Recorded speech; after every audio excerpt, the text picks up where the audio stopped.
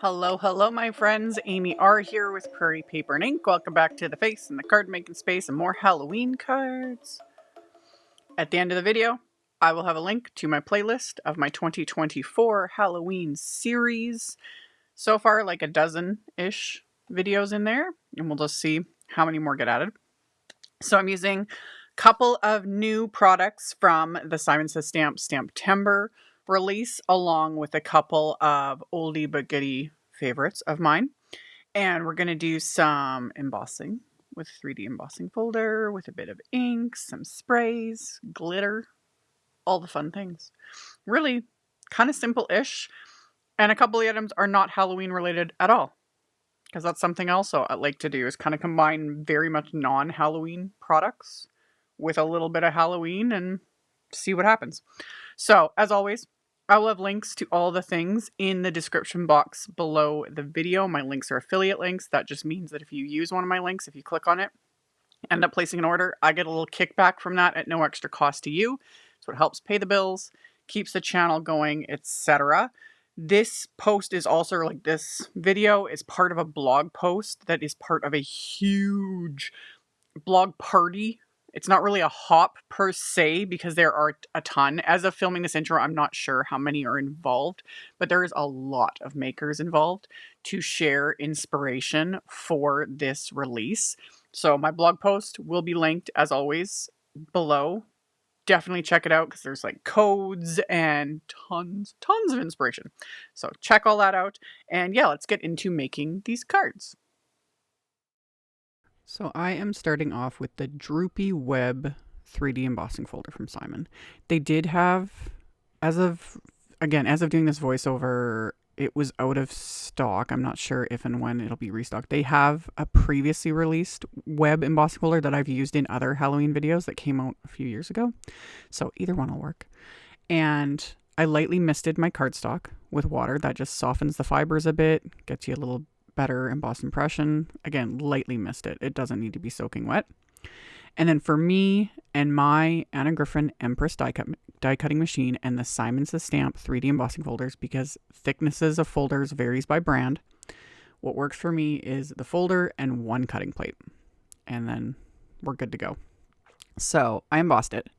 And then I am applying ink to the back of the cardstock, like the flatter area, not, where the web is pressed into the cardstock. And I've done this in a couple different ways, because it's normally called like the blackout technique, because you'll add ink and then you go over it with like black ink, etc. That one's really fun too. But for this, didn't add any ink other than this gray ink. This is Simon Says Stamp's Positively Saturated ink in EARL. And the thing with any ink pad doing this, do not press with the ink pad, because you're not trying to like mush the ink pad into it, because then you'll start pressing it into the debossed areas. And that's especially important with these ink pads, because these are like a foam ink pad, like they're not firm. So just a light hand. And I could have covered this really smooth, but I didn't want, I was liking how it was looking, like that kind of streaky look. I was like, I'm living for this. This is fun. So that's what I did.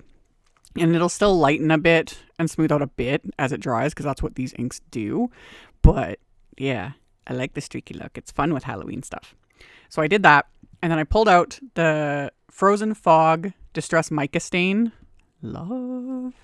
Shook it up really, really well, because you want to make sure all that shimmery goodness is shaken up, because you do not want to spray these bottles if that has not been fully mixed in, because that's how you'll clog it.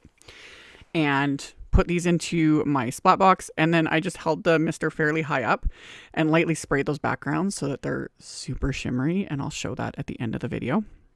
So I did all that, and then while it dried, I did a bunch of die cutting, and I'm using right now this is the Chelsea Butterfly Wafer die. Super pretty. So I die cut it from some cotton candy cardstock. And then I stuck the die cut pieces. I die cut it twice, and I stuck the pieces to just one of my little grip mats just to hold all the pieces in place. And I'm adding a bit of ink. And I started with Rainbow Splash Ballet ink. And I've been talking about this a lot because I've been doing this a lot in recent videos. Blending on color cardstock, whether it's blending or coloring, like if you're using alcohol inks, markers, whatever. When you're working on any cardstock that isn't white, always remember that whatever inks you're adding will look different from when they're wet to when they're dry. You know, they'll dry back, and sometimes it might look more intense and then it'll dry and you won't see anything. It just kind of depends on the color of cardstock, the color of ink, etc. So depending on what you're doing and what you're like wanting to achieve,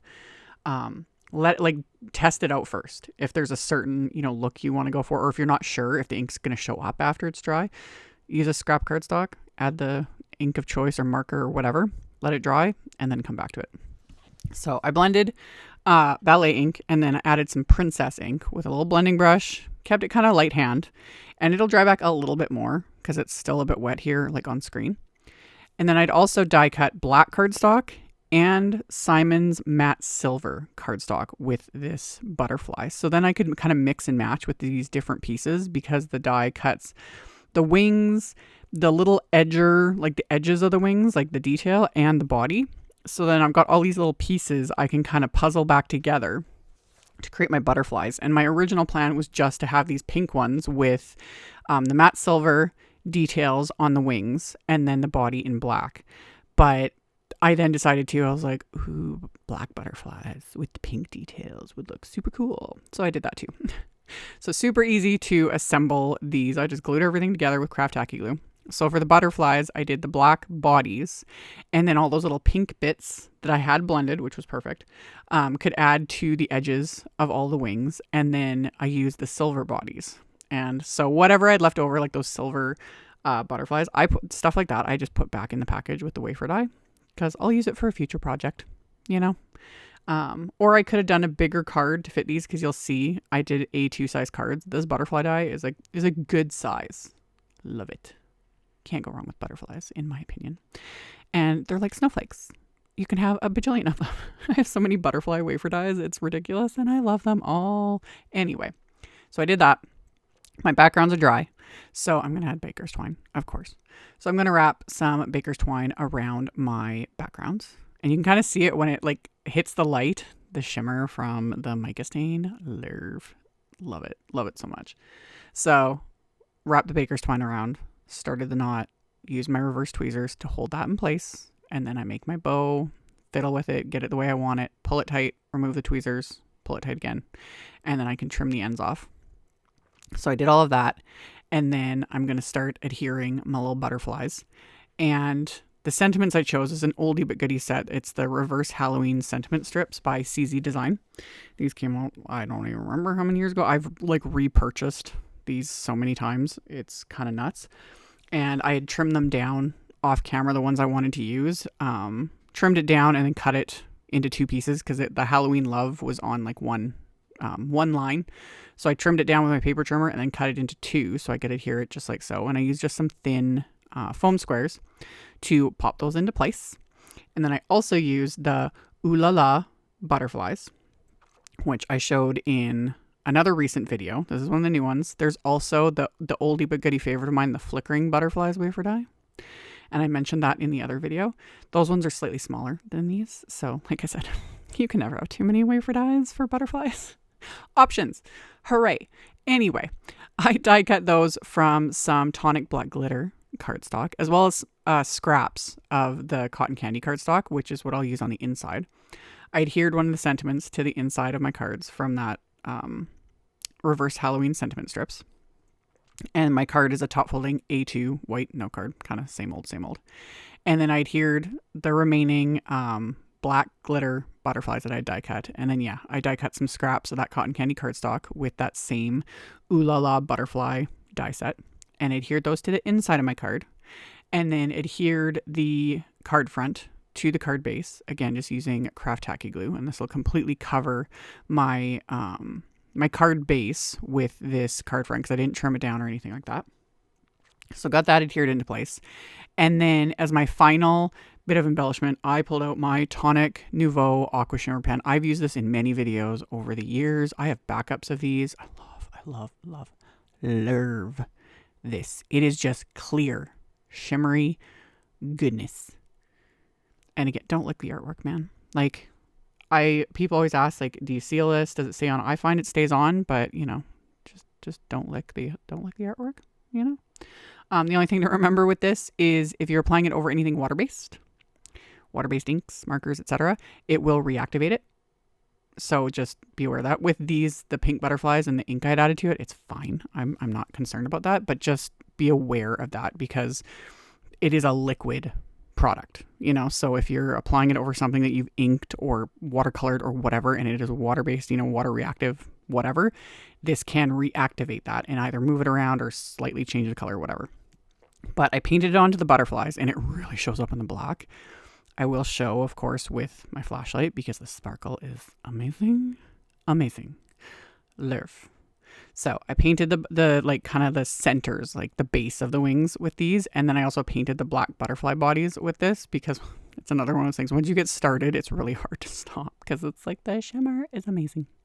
So I let that dry and that finished off the cards. So I'm going to show you guys the sparkle. The sparkle and the butterflies kind of ended up like completely taking over, so you don't notice as much of the background with the mica stain, but it is sparkly and shimmery and amazing too. Like, oh, look at it. And then the sparkle from the cardstock. Like, that's why I said sparkle, glitter, fabulousness, lerf. You can't go wrong with shimmery, sparkly goodness along with butterflies. So those were the cards. Like I mentioned in the intro, I will have links to all of the things in the description box below. So if you just expand the description box, supply list with all the links, the link to my blog post that I mentioned, that will be there, links to my social media, etc., all the info directly below. Check it out if you're interested. Thank you all so much for watching and hanging out with me, and I'll see you very soon in the next video. Bye. Thank you so much to my amazing Patreon supporters. For anyone that might be interested in supporting me over on Patreon, the link to that is in the description box below the video. For everyone else, as always, thank you all so much for taking the time to watch my videos, for thumbs upping, commenting, subscribe if you haven't. I'd love to have you. And here's a couple other videos for you to check out in case you missed them. Bye.